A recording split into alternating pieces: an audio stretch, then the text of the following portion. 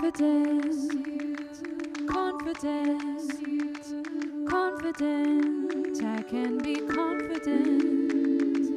Confidence, confidence, confident. I can be confident at work. Hello and welcome to the Confident at Work podcast.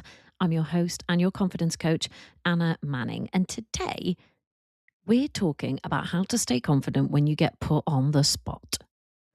So it often comes up when I'm doing new work with a client where one of the circumstances that they want help with is when they're talking to someone or when they're in a meeting or when they're doing something and somebody puts them on the spot, i.e., asks them something which they don't already have a perfectly scripted or prepared answer to, or maybe that they haven't even thought about. Do you have these moments where you get put on the spot? So it's very common.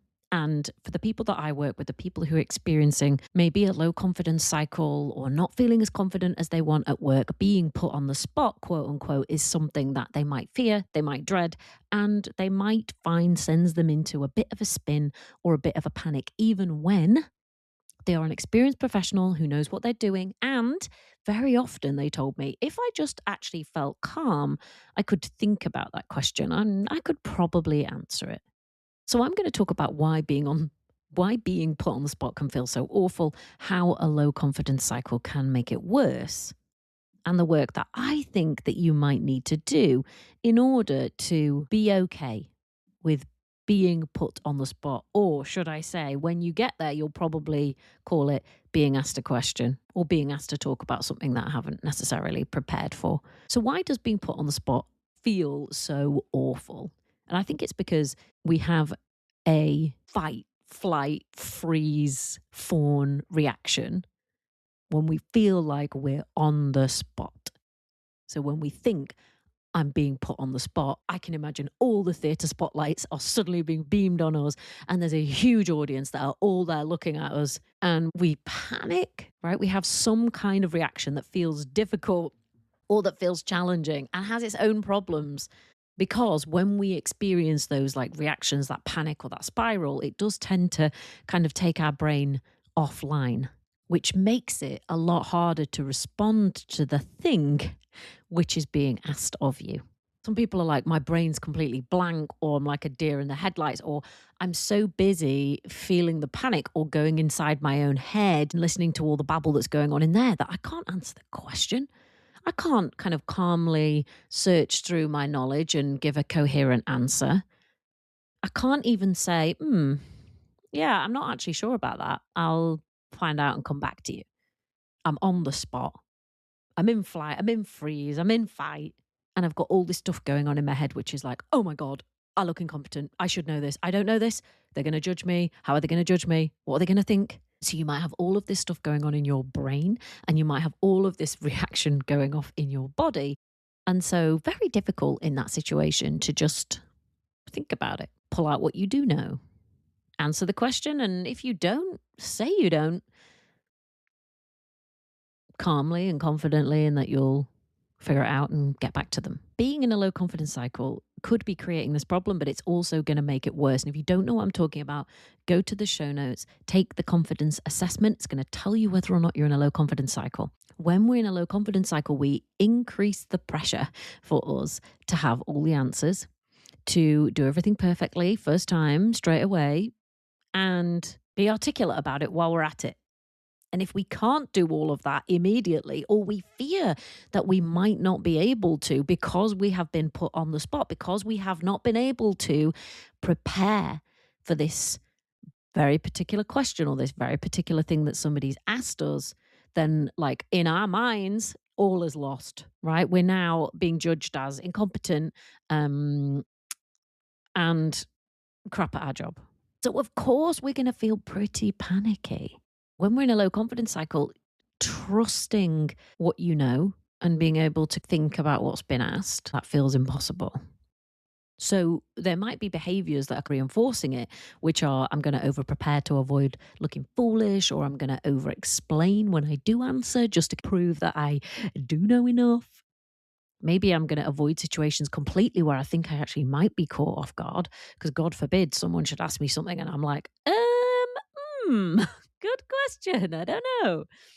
I might also be getting stuck in overthinking and replaying past moments. And this kind of cycle can keep you stuck because the more you fear not knowing something, the more pressure you're going to put on yourself to always have a ready answer. And the worse you're going to feel when you don't, coupled with the fact that you're likely to do self recrimination and self criticism if you didn't have the perfect answer to every question. When you're in a high confidence cycle, you're probably not expecting yourself to know absolutely everything all the time, but you're trusting overall in your knowledge and your competence. And that means that you're able to stay calm and respond and stay curious instead of experiencing that panic. And I think the key mindset difference is I know what I'm doing, whether I have this answer or not. I'm good enough at my job, whether I have this answer or not. When you trust that you are good enough at what you do and your expertise is sufficient for the job, even when you don't know everything or don't know everything immediately, you can stop over preparing, you can stop overthinking, you can stop over checking. You don't have to worry so much about what other people think. So, this is one of those confidence problems, struggles where I think that shifting from a low confidence cycle into a high confidence cycle is really the answer. And that might mean that you've got to address a few different things like the fact that you criticize yourself, the fact that you don't trust yourself, the fact that you have completely impossible standards that nobody could ever reach, the fact that you're not allowed to make a mistake and that you compare yourself to other people, the fact that you tend to notice and dwell on the negatives instead of noticing the positives. They're all good things for you to work on in the background, which will make a difference to how you feel about being put, quote unquote, on the spot. Then I want you to think about how you respond if you see somebody get put on the spot and they say, yeah, I don't know, I'd have to give that some thought. Or I don't have that information right now, but I could find out and come back to you.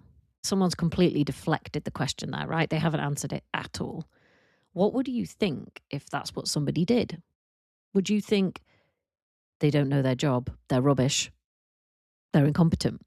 Or would you just think, oh, okay, would you really think not that much at all? But if you were the one saying that you didn't know or that you'd have to go away and find out, would you be thinking something different about yourself? Would you be thinking, well, if that was me, that would mean that I'm incompetent and I don't know what I'm doing? Notice the difference. You would probably love it if I could give you some tip or some hack to make you always feel calm when you were quote unquote put on the spot. But the reality is, nobody can do that.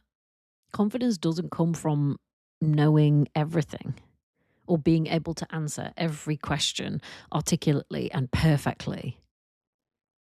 It comes from knowing that you know enough and can handle what might come up, even if you can't handle it perfectly in every moment, and being okay with that.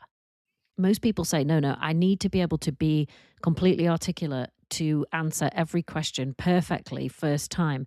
That's how I'm going to feel confident. And I'm like, no, you're going the wrong way around. If that's how you're thinking about feeling confident, believe me, you're never going to feel confident because there is never going to be a moment where you can answer every single question perfectly, articulately, and perfectly fine first time round. There's always going to be a moment where someone asks you something and you think, Christ, I don't know, I've not even thought about it. And I'm not saying don't do prep. I'm not saying, don't be prepared. That's going to give you a level of confidence and that's great. But the last bit, the bit of confidence that you're trying to develop, will not come from that.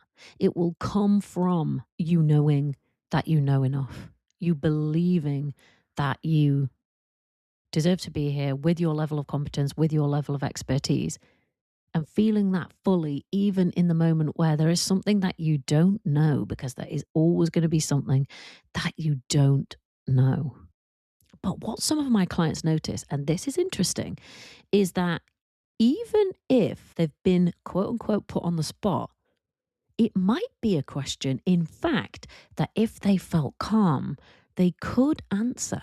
They do have the knowledge or the expertise to respond, but the panic and the spiral prevents them from being able to think clearly and think calmly and come up with something which is useful.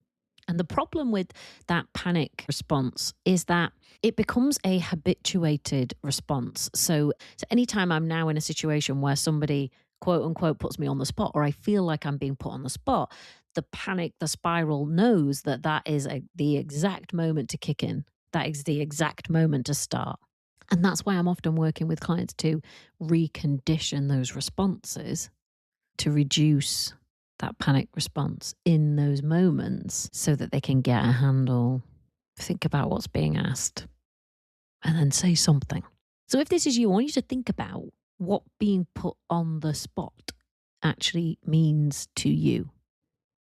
Like, be really clear what is actually happening. Somebody is what? Asking you a question? Asking you to tell them about something? What's actually happening in reality? And then explore, what's the worst thing that could happen if I had to say, that's something that I haven't considered? Or I'd be happy to consider that and come back to you. What's the worst that could happen if you did that? Have you ever seen anyone do it? And it may be that you say, oh, in my environment, people get hung out to dry for that. If they can't answer every question immediately and perfectly, they'll get hung out to dry, they'll get cut off, they'll get removed from opportunities. That might actually be the environment that you're working in. But if it isn't, think about the worst thing that's going to happen if you can't answer a question immediately or perfectly. Have you done it before and did anything bad happen? I've certainly answered lots of questions not perfectly or not known the answer. I never lost a job over it though. You might have also done it in the past too. And I wonder if anything bad happened because of that. Sometimes we try and avoid thinking about what the worst case scenario is. But in a scenario like this, it's probably actually worth looking at. What is the worst thing that's going to happen if you can't answer a question in that meeting? Or if there's one thing that you haven't prepared for? Because if that's a reassuring answer, then it's definitely worth knowing. So in short, I do not think there is a magical fix for this problem. But what I do know is that you can solve this problem. And when you do, you won't really think of it as being put on the spot anymore. You just won't really think about it. It won't really be an issue anymore. If somebody asks you a question, you'll just be like, take a moment to think about it. Okay, here's the answer that I've got for you. Even if it's not perfect, you're not going to beat yourself up for it. You're going to just move on with the rest of your day. And even if you don't know, you're going to just say, do you know what? I don't know. I'll have to find out and come back to you. But in order to do that, you may have to address where you are within a low confidence cycle and do some work to recondition that panic response. And remember, when someone asks you something, it isn't a test of your intelligence, your competence. And that's worth remembering. If you want to come and do this work with me to feel more confident at work, head to the link in the show notes and book a call to speak to me about private coaching and joining the Confident at Work membership. I'm happy to listen, hear about what your challenges are, and tell you whether or not I think I can help. All right. I will see you in next week's episode. Bye. Confidence, confidence, confident. I can be confident.